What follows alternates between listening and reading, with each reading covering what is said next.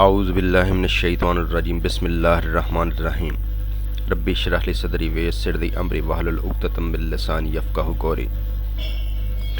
Section 4 Destructive Testing. Introduction. European welding standard require test coupons made for welding procedure qualification testing to be subjected to non-destructive and then destructive testing.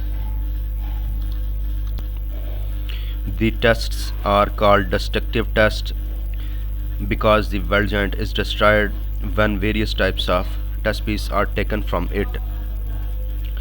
Destructive tests can be divided into two groups. Those used to measure a mechanical property quantitative tests, assess the joint quality qualitative tests. Mechanical tests are quantitative because a quantity is measured. A mechanical properties such as tensile strength, hardness, or impact toughness. Qualitative tests are used to verify that the joint is free from defects of sound quality, and examples of these are bend tests, macroscopic examination, and fracture tests. Fillet fracture and neck break. 4.1 Test types, pieces, and objectives. Various types of mechanical tests are used by material manufacturers or suppliers to verify that plates, pipes, forgings, etc. have the minimum property value specified for particular grades. Design engineers use the minimum property values listed for particular grades of material as the basis for design, and the most cost-effective designs are based on an assumption that welded joints have properties that are no worse than those of the base metal. The quantitative mechanical tests carried out for welding procedure qualification are intended to demonstrate that the properties satisfy design requirement. The emphasis in the following subsections on destructive tests and test methods widely used for welded joints. 4.1.1 Transverse tensile tests. Test objective. Welding procedure qualification tests always require transverse tensile test to show that the strength of the joint satisfies the design criteria. Test specimens. A transverse tensile test piece typical of the type specified by European welding standards is shown below. Standards such as EN 895 that specify dimensions for transverse tensile test pieces require all excess weld metal to be removed and the surface to be free from scratches. Figure 4.1 Transverse tensile test specimen. Test pieces may be machined to represent the full thickness of the joint, but for very thick joint it may be necessary to take several transverse tensile test specimens to be able to test the full thickness. Method. Test specimens are accurately measured before testing, then fitted into the jaws of tensile testing machine and subjected to continually increased tensile force until the specimen fractures. The tensile strength Rm is calculated by dividing the maximum load by the cross-sectional area of the test specimen measured before testing. The test is intended to measure the tensile strength of the joint and thereby show that the basis for design, the base metal properties, remain the weld criteria. Acceptance criteria. If the test piece breaks in the weld metal, it is accepted provided the calculated strength is not less than the minimum tensile strength specified, which is usually the minimum specified for the base material grade. In the ASME Section 9 code, if the test specimen breaks outside the weld or diffusion zone at the stress above 95% of the minimum base metal strength, this test result is acceptable. 4.1.2 All weld tensile strength. All weld tensile tests. Objective. On occasion, it is necessary to measure the weld metal strength as part of welding procedure qualification, particularly for elevated temperature designs. The test is to measure tensile strength and also yield or proof strength and tensile ductility.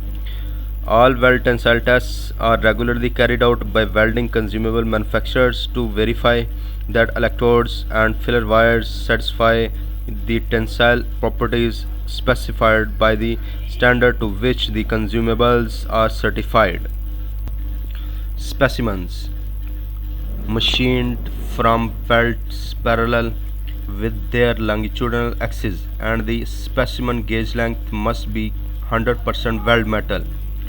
Figure 4.2 Diagram of tensile pieces. Diagram of tensile specimen.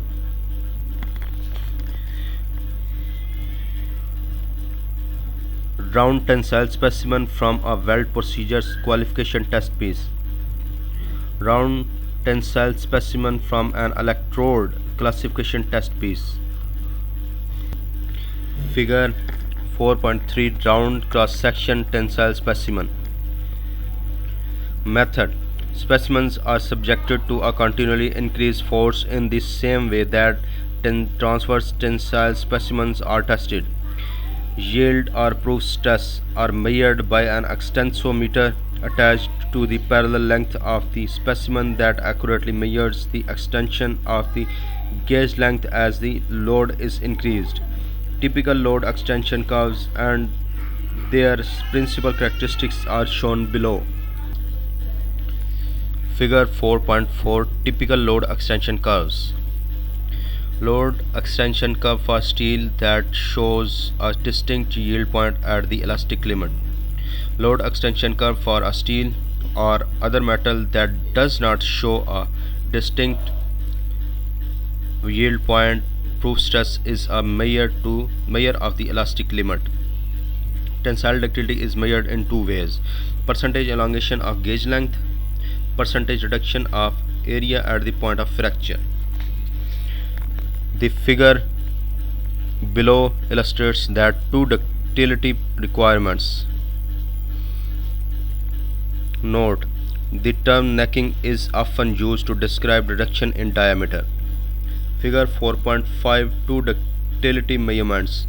To calculate elongation, change in length over original length into 100 elongation as a percentage. To calculate UTS, load over cross sectional area is equal to ultimate tensile strength. 4.1.3 Impact toughness tests. Objective. HRPV notch test pieces are the internationally accepted method for assessing resistance to brittle fracture by measuring the energy to initiate and propagate a crack from a sharp notch in a standard size specimen subjected to an impact load.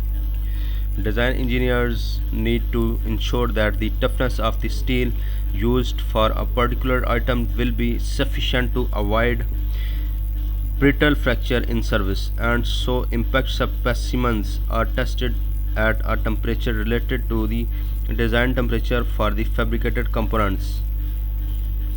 Carbon, manganese and low alloy steels undergo a sharp change in their resistance to brittle fracture as their temperature is lowered, as so that a steel that may have a very good toughness at ambient temperature may show extreme brittleness at sub-zero temperatures as illustrated below. Figure 4.6 Impact toughness tests. The transition temperature is defined as the temperature midway between the upper shelf maximum toughness and the lower shelf completely brittle. In the above, transition temperature is minus 20 degrees centigrade. Specimen.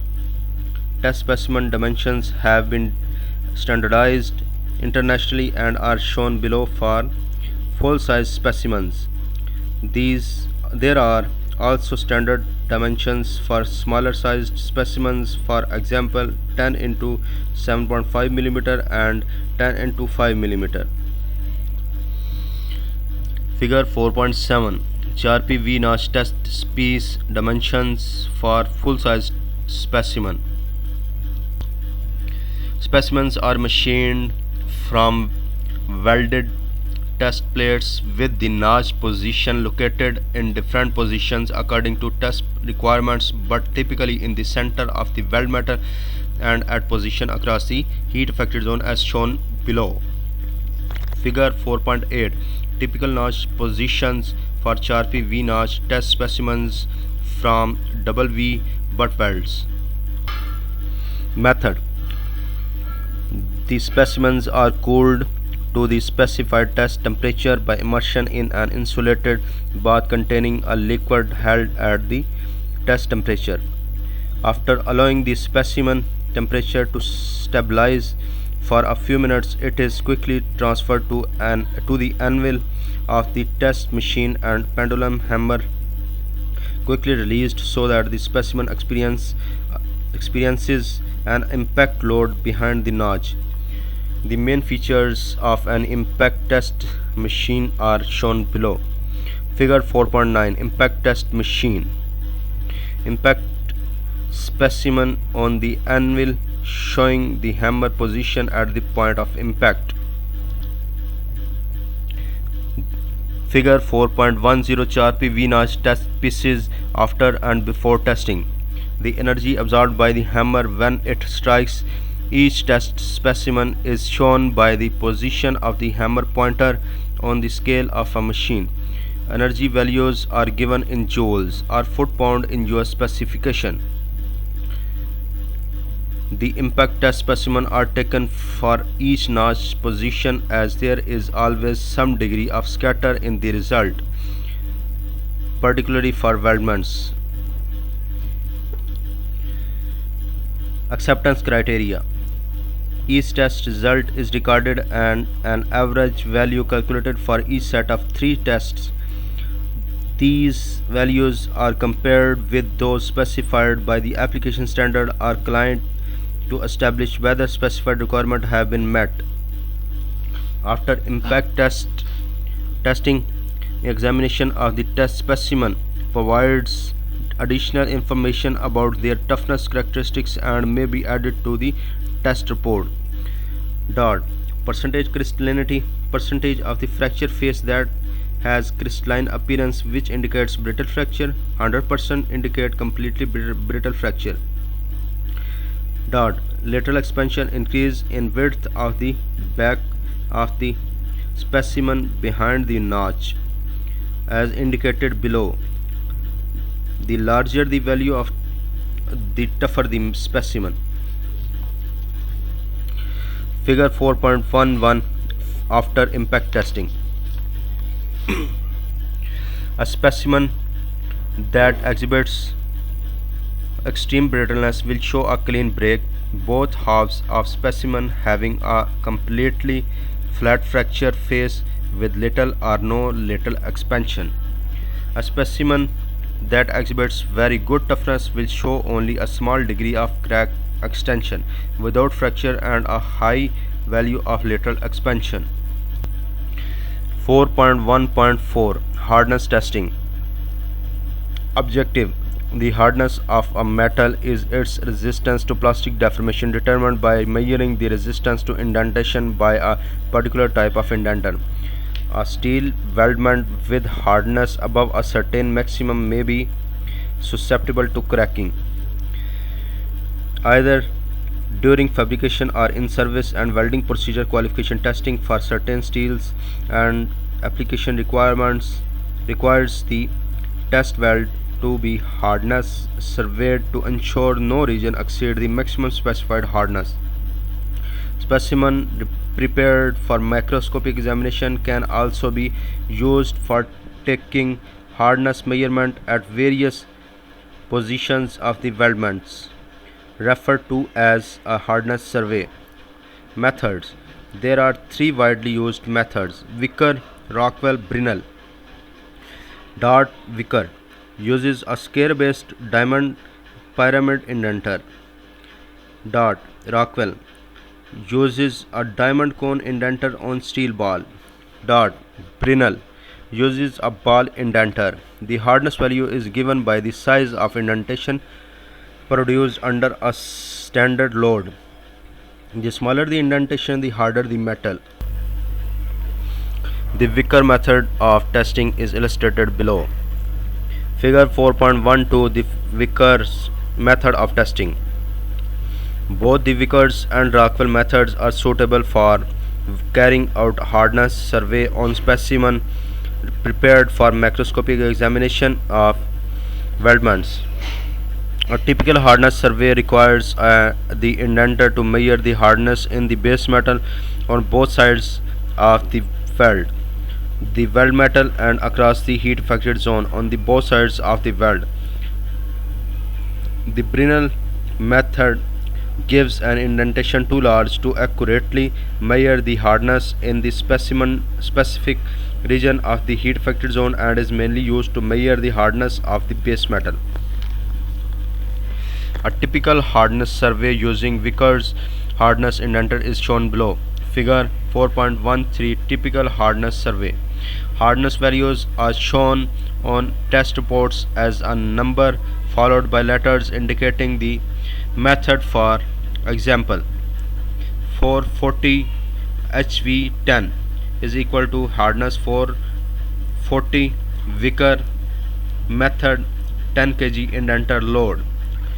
22 HRC is equal to hardness 22 Rockwell method diamond cone indenter scale C. 238 HBW is equal to hardness 238 Brinell method tungsten ball indenter. 4.1.5 crack tip opening displacement testing.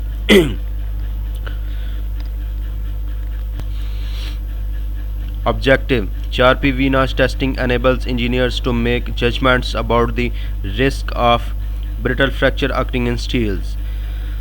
But the CTOD test measures a material property, fracture toughness. Fracture toughness data enables engineers to carry out fracture mechanics analysis such as DART, calculating the size of a crack that would initiate a brittle fracture under certain stress conditions at a particular temperature. DART, a stress that would cause a certain sized cracks to give a brittle fracture at a particular temperature. This data is essential to making an appropriate decision when a crack is discovered during inspection of equipment that is in service. Specimens: a CTOD specimen is prepared as a rectangular or square-shaped bar cut transfers to the axis of the butt weld. A V-notch is machined at the center of the bar, which will be coincident with the test position weld metal or heat affected zone. A shallow saw cut is made at the bottom of the notch and the specimen put into a machine that induces a cyclic bending load until a shallow fatigue crack initiates from the saw cut. These specimens are relatively large, typically having a cross section B into 2B and length is equal to 10B. B is equal to full thickness of the weld. The test piece details are shown below. Figure 4.14, a CTOD specimen method. CTOD specimens are usually tested at a temperature below the ambient, and the specimen temperature is controlled by immersion in a bath of liquid cooled to the required temperature. A load is applied to the specimen to cause bending and induce a concentrated stress at the tip of the crack, and the clip gauge attached to the specimen across the mouth of the machined notch gives a reading of increase in the width of the crack mouth as the load is gradually increased. For each test condition, position of notch and test temperature, it is usual to carry out three tests. The figure below illustrates the main feature of the CTOD test. Figure 4.15 the main features of the CTOD tests. Figure 4.15 cross section of specimen. Fracture toughness is expressed as the distance the crack tip opened without initiation of a brittle fracture. A clip gauge enables a chart to be generated showing the increase in width of the crack mouth against applied load from which a CTOD value is calculated. Acceptance criteria. An application standard or client may specify a minimum CTOD value that indicates ductile tearing. Alternatively, the test may be for information so that a value can be used for an engineering critical assessment. A very tough tense steel weldment will allow the mouth of the crack to open widely by ductile tearing at the tip of the crack, whereas a very brittle weldment will tend to fracture when the applied load is quite low and without any extension at the tip of the crack. CTOD value are expressed in millimeters. Typical value might be less than equal to 0.1 millimeter is equal to brittle behavior. Greater than 1 millimeter is equal to very tough behavior. 4.1.6 Bend testing. Objective: bend tests routinely taken from welding procedure qualification test pieces and sometimes welder qualification test pieces. Subjecting specimens to bending is a simple way of verifying there are no significant flaws in the joint. Some degree of ductility is also demonstrated. It is not measured but shown to be satisfactory if test specimen can withstand being bent without feature or fissures above a certain length. Specimens. There are four types of bent specimen. Face taken with axis transfers to butt welds up to is equal to 12 mm thickness and bent so that the face of the weld is on the outside of the bent face intention. Root taken with axis transfers to butt weld up to 12 mm thickness and bent so that the root of the weld is on the outside of the bent root intention. Side taken as a transverse slice is equal to 10 mm from a full thickness of butt welds greater than 12 mm and bent so that the full thickness is tested. Side intention. Longitudinal bend taken with axis parallel to the longitudinal axis of the butt weld. Specimen thickness is equal to 12 mm and the face or root of the weld may be tested in tension. Figure 4.16 Four types of bent specimen.